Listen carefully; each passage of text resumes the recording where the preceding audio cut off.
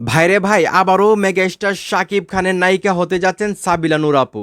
শাকিব খানের প্রিন্স মুভিতে নায়িকা হিসেবে থাকবেন সাবিলা নূর আপু, এমনটাই কিন্তু বলা হচ্ছে।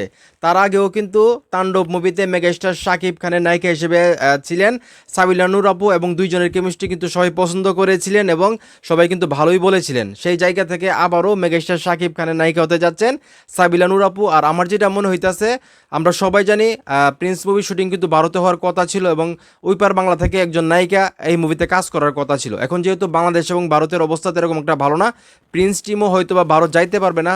সেইখান থেকে হয়তো বা ভারতের যে মায়াটা নায়িকা হিসেবে থাকার কথা ছিল মেগাস্টার শাকিব খানের প্রিন্স মুভিতে, তার পরিবর্তে হয়তো বা সাবিলা নূর আপুকে নেওয়া হইতে পারে, আমার যেটা মনে হইতেছে আর কি। তো যাই হোক, সাবিলা নূর আপুকে কিন্তু আমার কাছে ভালো লাগে, মেগাস্টার শাকিব খানের সঙ্গে ওনাকে ভালোই মানায়। সেই জায়গা থেকে এখন এই মুহূর্তে যারা সাকিবিয়ান আসো, যারা আমার এই ভিডিও দেখতেছো, এই যে সাবিলা নূর আপুকে আবারও মেগাস্টার শাকিব খানের নায়িকা হিসেবে নেওয়া হইতেছে, এই বিষয়টাকে তোমরা কীভাবে দেখতেছো? তোমরা কি চাও সাবিলা নূর আপুকে আবারও মেগাস্টার শাকিব খানের নায়িকা হিসেবে দেখতে চাও কিনা? সেটা অবশ্যই কমেন্ট করে জানাবে। ভিডিওটা ভালো লাগলে অবশ্যই শেয়ার করবা।